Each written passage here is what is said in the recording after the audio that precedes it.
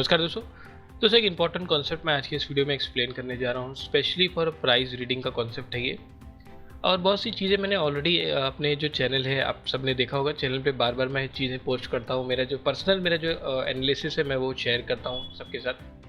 दोस्तों एक चीज़ मैंने परसों के दिन ही मैंने पोस्ट की थी, आप देख सकते हैं। इसका मैंने एक शॉर्ट वीडियो मैंने टारगेट के तौर पे भी बनाया था। मैंने इसी दिन एक्चुअल में जब इसने जिस जैसे प्राइस रीडिंग का कॉन्सेप्ट है, ये जो इसका रजिस्टेंस जब इसने ये ब्रेक करके ये जो ओपन हुआ था, मैंने इसी दिन एक्सपेक्ट मैं कर रहा था सर ये 23,000 तक का मैं इसमें एक्सपेक्टेशन रख रहा था। यानी परसों के दिन से ही मेरा जो मेन फोकस था वो 23,000 तक का था।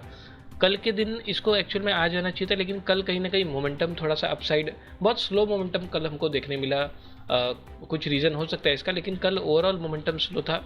लेकिन जो टारगेट है वो आज एक्चुअल में इसने अचीव कर दिया और इसको भी तोड़ के, बल्कि ये काफ़ी ज़्यादा स्ट्रांग होके 23,200 तक ये जाकर आया। यानी जो मेरा मेन फोकस था वो इसी दिन से, क्योंकि एक रेजिस्टेंस ब्रेक होने के बाद जो दूसरा रेजिस्टेंस है मेरे लिए वो 23,000 तक का था। तो मैंने अपने चैनल पर पोस्ट किया था कि मेरा जो पर्सनल ओपिनियन है, जो पर्सनल व्यू है, जो मेरा पर्सनल एनालिसिस है, वो 23,000 तक का टारगेट के लिए जो आज इसने यहाँ पे अचीव कर दिया, बल्कि इसको इसने ब्रेक भी कर दिया है। दोस्तों ये एनालिसिस आप प्राइस रीडिंग से ही ला सकते हैं। एक proper support resistance level find करना, ये सब प्राइस रीडिंग के हेल्प से ही हो सकता है। क्लियर। दोस्तों कई लोग बहुत अलग अलग चीज़ें भी ट्राई करते हैं, कुछ लोग इंडिकेटर भी करते हैं, कुछ लोग अलग अलग स्ट्रेटजीज भी फॉलो करके ट्रेड लेते हैं। और मैं आपको फ्रैंकली बोलूँ तो कई लोग सर ना तो स्ट्रेटजी फॉलो करते हैं, ना उनको चार्ट ट्रेडिंग से कोई मतलब है, ना उनको आता भी है। यानी उनको प्राइस रीडिंग वगैरह क्या होता है मालूम ही नहीं। वो लोग सिर्फ भाव पे ट्रेड करते हैं। मतलब एकदम सिंपल बेसिक कॉन्सेप्ट में तो कल का एक हाई है, कल का लो है, कल के हाई पे बाई देखेंगे, कल के लो के नीचे सेल देखेंगे, बस इतना ही कॉन्सेप्ट है उनका। क्लियर। तो उनको बाकी कुछ चीज़ें आती ही नहीं है और वो ये करके भी वो लोग ओवरऑल प्रॉफिटेबल नहीं है। क्लियर।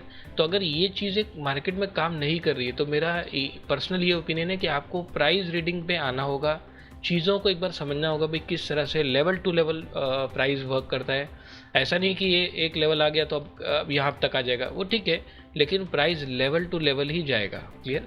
जो कि जिसको हम लेवल टू लेवल का मतलब ही होता है भाई सपोर्ट रेजिस्टेंस की हम बात कर रहे हैं। क्लियर। तो प्रॉपर सपोर्ट एंड रेजिस्टेंस का नॉलेज होना बहुत ज़रूरी है। आप सिर्फ भाव को या कोई भी एक रेफरेंस पॉइंट से, मान लीजिए कल का हाई, कल का लो, उसके ऊपर बाई, उसके नीचे, ये सिर्फ इतने से ही मार्केट इतना भी आसान होता तो सर ये तो सबको आता है, ये कोई भी कर सकता है। क्लियर।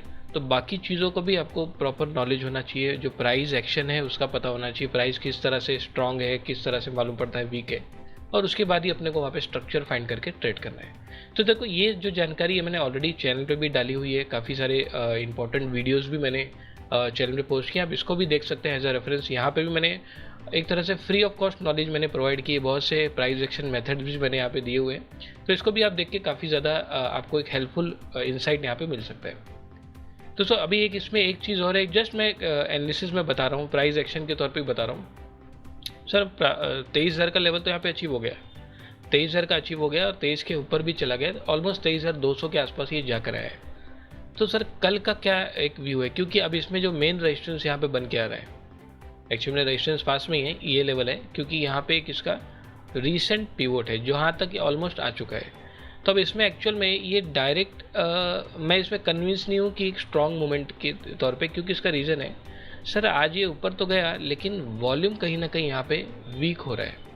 यानी प्राइस ऊपर जा रहा है, वॉल्यूम नीचे आ रहा है, इसका मतलब कहीं ना कहीं इस जगह पे थोड़ा वीकनेस जैसा यहाँ पे ट्रेंड दिख रहा है। और ये भी है कि दूसरा रेजिस्टेंस पे भी आके खड़ा हुआ है। तो एक्चुअली मैं इसमें एक्सपेक्ट कर रहा हूँ ना कि ये थोड़ा रिट्रेस अगर करता है, मतलब थोड़ा रिट्रेस मतलब थोड़ा अच्छा खासा रिट्रेसमेंट दिखाता है, उसके बाद अगर ये कंफर्मेशन देता है higher high higher low higher close का, तो एक मोमेंटम अपसाइड के लिए एक अच्छा मोमेंटम की मैं उम्मीद कर सकता हूँ।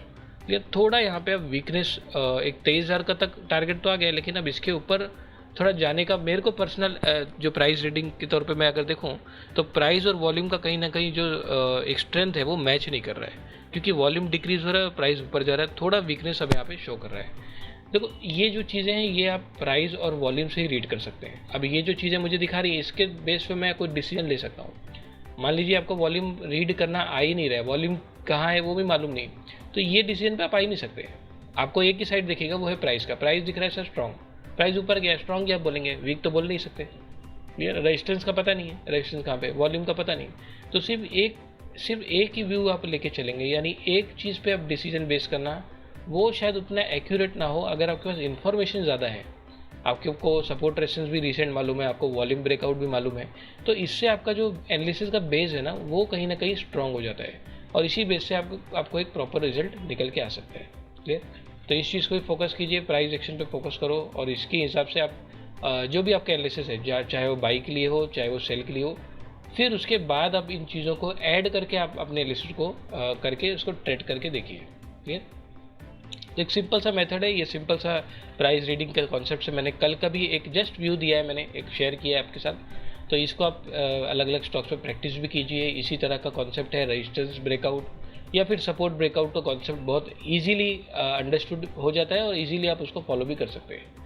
तो फिलहाल निफ्टी का जो रेजिस्टेंस है वो तो इसने ब्रेक कर दिया है, थोड़ा वीकनेस अब हमको यहाँ पे देखने मिल रहा है ब्रेक होने के बाद भी। तो थोड़ा मेरा पॉइंट ऑफ व्यू है कि मेरे को थोड़ा रिट्रेसमेंट अगर मिलता है और उसके बाद एक अपॉर्चुनिटी दिखती है तो फिर एक अच्छा एक टारगेट के तौर पे मैं इसको बाई के लिए मेरा लुकआउट इसमें निफ्टी में हो सकता है। क्लियर? तो इसको फॉलो कीजिए, अलग अलग स्टॉक में भी इस चीज़ को देखो और निफ्टी में भी आप इसको फॉलो कर सकते हैं प्राइस रीडिंग कॉन्सेप्ट, और आप अलग अलग स्टॉक्स पे जो भी स्टॉक आप फॉलो करते हैं उस पर भी ये कॉन्सेप्ट को अप्लाई कर सकते हैं। तो आप सभी इस वीडियो को लाइक कर लीजिए, सब्सक्राइब कर लीजिए। तो चलिए अब मिलते हैं हमारे नेक्स्ट एजुकेशन वीडियो में। दोस्तों हमारा नया course content advance price reading 3.0 जो कि हमने ईयर 2025 के लिए हमने इसको लॉन्च किया है। जो प्रीवियस कंटेंट था जो कि वर्जन 2 से हमने इसको लॉन्च किया था 2024 के लिए, उस कंटेंट से हमने काफ़ी सारी चीज़ें इसमें ऐड ऑन ही की है और चीज़ों को और ज़्यादा सिंप्लीफाई करने की हमने इसमें कोशिश की है। दोस्तों कुछ मेथड्स भी मैंने इसमें ऐड ऑन किए हैं, जैसे आप देख सकते हैं एडवांस स्टॉक सिलेक्शन का मेथड है जिसमें स्टॉक को फॉलो करने का एक सिस्टम, एक प्रॉपर सिस्टम मैंने इसमें एक्सप्लेन किया हुआ है। स्विंग ट्रेडिंग का भी इसमें हमने एक कॉन्सेप्ट को एक्सप्लेन किया है, वीकली बेसिस पे किस तरह से एक स्विंग बेसिस पे हमने इसको ट्रेड करना है। एडवांस एंट्री एग्जिट जिसमें हम मनी मैनेजमेंट और रिस्क मैनेजमेंट को भी फॉलो करना बताएंगे। तो काफ़ी सारी चीज़ें हमने इसमें ऐड ऑन की है, एक सिंप्लीफाई करने की, इसमें और ज़्यादा सिंप्लीफाई करने की कोशिश की है। तो आप में से जो भी एडवांस प्राइस रीडिंग 3.0 को सीखना चाहते हैं, सारी डिटेल्स डिस्क्रिप्शन में अवेलेबल है, आप मुझसे डायरेक्ट कॉन्टैक्ट कर सकते हैं। तो चलिए अब मिलते हैं हमारे नेक्स्ट एजुकेशन वीडियो में।